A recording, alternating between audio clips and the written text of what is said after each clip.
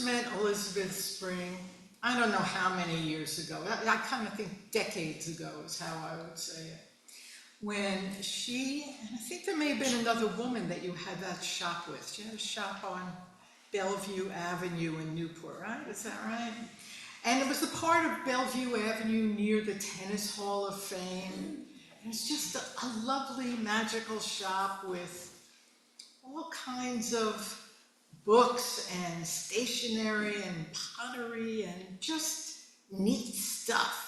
And so, you know, and for me, because I must have been in my, I don't know, 20s, 30s, I was probably in my 30s then, I was very into that stuff, and still am. And after a time, Elizabeth and her husband Harry's life changed. The shop, they gave up the shop and had a life, and things happened. But all the time, Elizabeth was writing. So Elizabeth's had many careers, and she has astrology books. She has a book on Annie Besant, who was a late 19th, early 20th century theosophist and a member, and she went to India and supported Indian independence. But she's a British woman initially. And Elizabeth has books on life changes and ongoing poetry. And then at some point a few years ago, Elizabeth and Harry, her husband, who's an incredible potter, moved on to Brown Street in Wickford, 14 Brown Street, Wickford. And you can join them at their shop. It's called Spring Pottery. It's online, very easy. And all of her books there. And Elizabeth keeps writing books and painting and pastels. So in addition to the writing, there are beautiful landscapes, really colorful, beautiful in pastels and oils. And one of the things I so admire about you, Elizabeth, and Harry as well, is, you know, creative people. Jeanne, I see this in Jeanne Arthur also, this need to make things, to create things. It's an inner wellspring. So I guess your last name, Elizabeth, is perfect. And anyway, so Elizabeth is going to read from her most recent book. Please join us.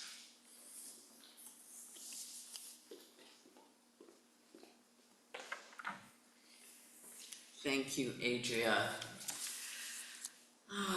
It's good to be here again. Our daughter died just about a year ago from brain cancer after a 9-month-long goodbye. And every day in that time, Harry and I would spend about an hour with her. And when I came home after that, not only was my heart open, but the poetry vein that had been going before a little bit was now on full gush. So I went with it and I wrote for all that time. And it was like a gift. And I will also say that even though as hard as this time was, I have never experienced a net of love around her as I did during those 9 months. And so after those poems from that time came to be in this book here called Piercing Beauty. And this one does hold my paintings as well as the poetry that came through after each visit. And then I thought that was going to be it, but it wasn't, because I was dealing with healing from grief. So I just published this, about a month ago, and it's called Grief Grows the Soul, One Woman's Journey of Healing. And you're never healed or cured, but it is my process. And I think in many ways there's a lot of universal feelings in here, and this is what I'm going to read from today. The other book I had written before, this small book, not related to Sarah that way, but it's called Soul Work, a chapbook of poems. So I am going to have these here today if anybody is interested in them.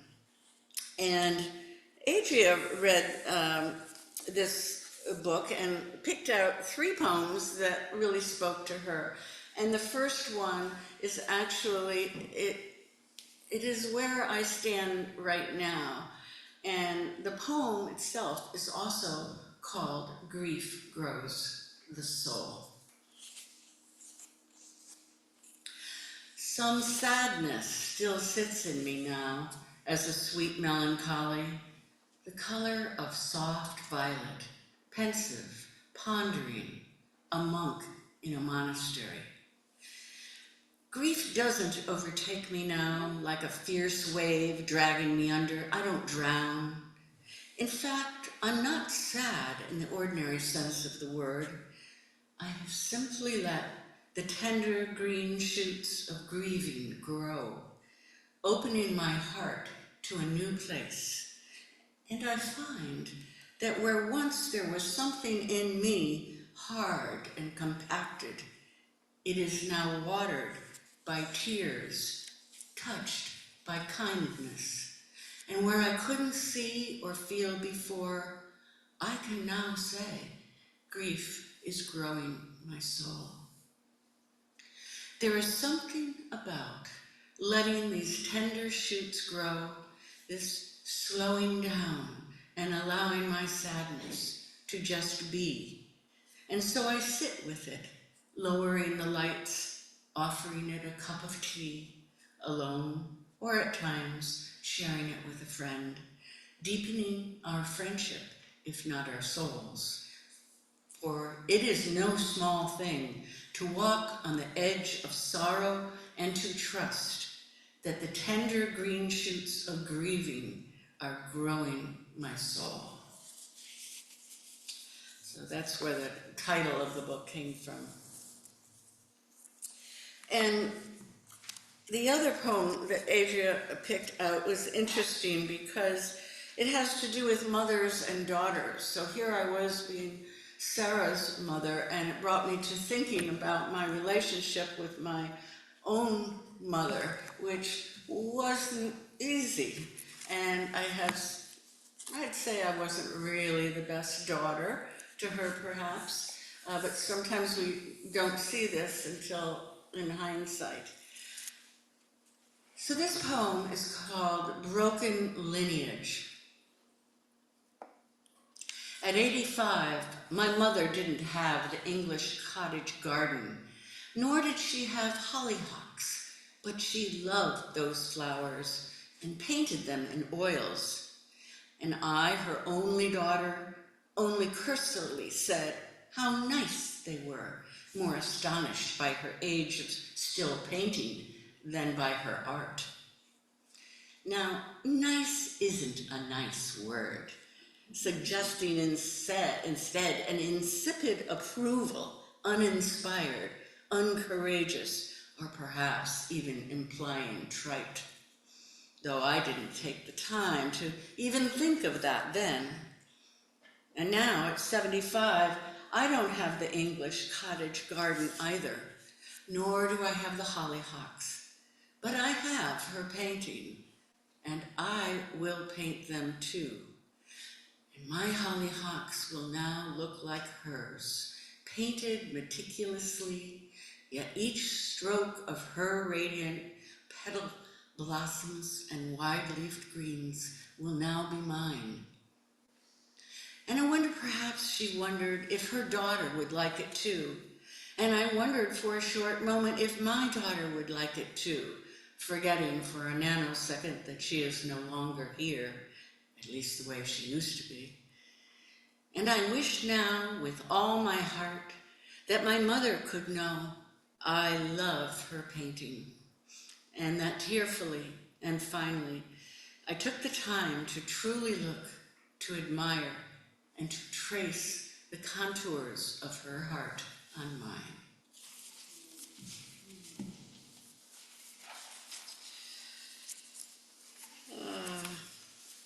Well, the other thing that comes up for me right now, and for a lot of us here, and I wrote about in the book, is aging. And once we get to those markers of 50s, 60s, 70s, 80s, 90s, we start thinking about this. And I think it helps if we can think about it with a sense of humor as well. So this poem is called On the Runway of Life. I am not in the youth of old age, but rather in the middle of the muck, with 1 foot here and 1 foot there. You know what I mean. No need to explain that nagging theme of hearing about yet another person on the runway of life, taking off into parts unknown. But as I've said before, I'm not afraid of flying. I try to stay in touch with the control tower, repeating that I am just not yet ready for takeoff. My seatbelt is not secure, my baggage is not neatly stowed away, and my mind is not in the upright position for takeoff. Nor can I see where I am in line among the others on the runway. A pesky question I often quietly ponder at those celebrations of life. But I digress. I'm not afraid of flying. But for now, let the fog keep me landlocked and earthbound. Let me not ever be afraid, for haven't I flown many times before? I'm a believer in past lives, many and many lives to come. Flying should be second nature. Why, look at all those who have gone before. It must be easy, safe. It must be as simple as opening one's arms into flying position and letting go. Letting the control tower give the all clear for takeoff as they do the work of lifting one up on a wing and a prayer. You see, I'm not afraid of flying. I'm just not ready to go yet, alone into parts unknown. So in the grief there is humor and everything else in the middle of the messy muddle of it all. Well, I have found that I really love poetry, and the paintings that I used to do were in here, and I just found that poetry is where I want to go now. I want to read it, I want to hear it, I want to feel it. It speaks to me in a way that only music does, really. And so I just recently had an idea that, and I invite any of you to give me your name afterwards if you're interested, but starting right after the holidays, on Sunday afternoons at our house, I'm going to have a small group of maybe 7 or 8 people who want to share, listen, and write poetry. And this would be for beginning poets as well as seasoned poets. What I did before was I actually taught a class to about 7 or 8 people and give them prompts in between the classes, and we would come with what we had written in the week in between. And so you have to be brave, you have to be courageous, willing to share, and willing to comment. Not a heavy critique, because there are all levels of poets and poet lovers there.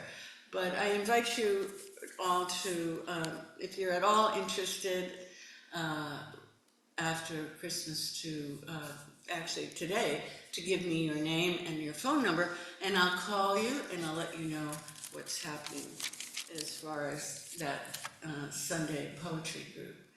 So I thank you again, Adria, and it's been nice meeting you, Amber. And I'm just really honored to be here.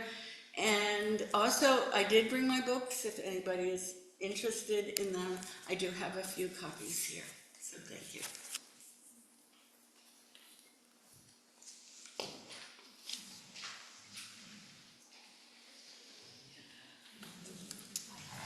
Please now stand for hymn number 206.